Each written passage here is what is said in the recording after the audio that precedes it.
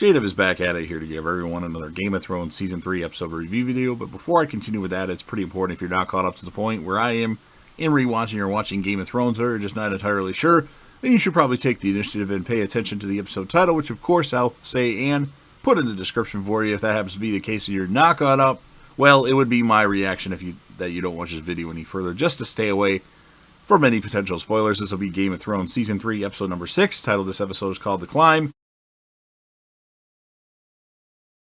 Going to be my review, reaction, recap after just finishing watching the episode. And there's a couple things that I've actually grouped together just to have kind of things happen in the same area. So if you find things out of place, they are just a little bit.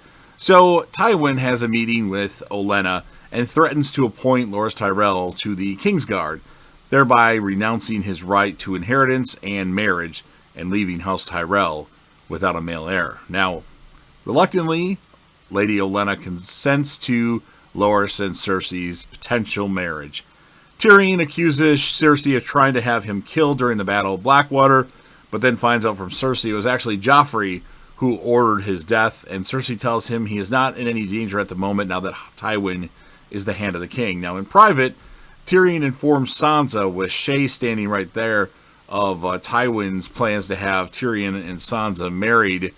Lord Baelish tells Varys he has given Ros to a friend, whom we learn is Joffrey, who has killed Ros with a crossbow for pleasure.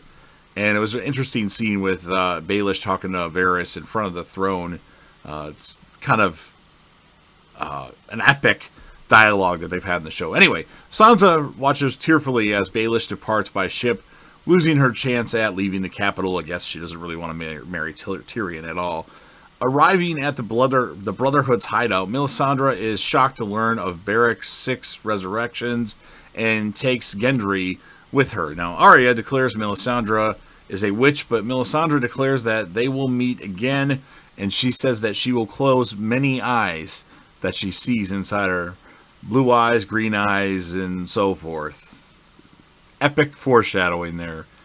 Robb and his advisors discuss an alliance with Lothar Frey and Black Walder Frey Rivers. Lord Walder Frey's demands include a formal apology from Robb, the Harrenhal, and for Edmure to marry one of his daughters. So instead of Robb marrying one of his daughters, he wants Edmure to marry one of his daughters. And he also wants Harrenhal in addition to that. I don't know.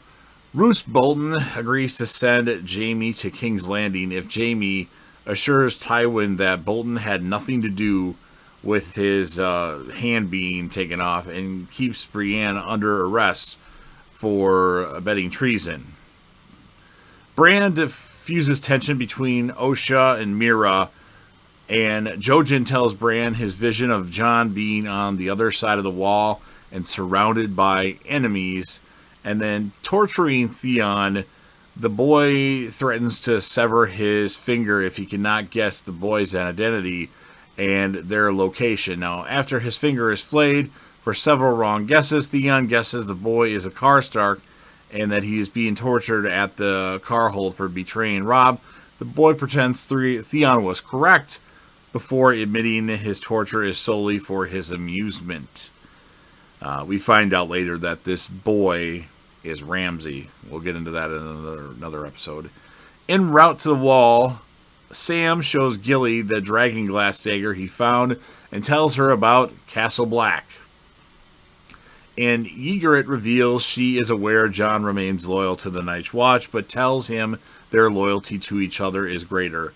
As Tormund's party climbs the wall, Ygritte inadvertently causes an avalanche that kills some wildlings and leaves her and Jon hanging by their rope. Now, before Orell cuts the rope, Jon secures himself to the wall and reaches the top with Ygritte, where they embrace and they show like the top of the wall, like, and they zoom back. A nice view.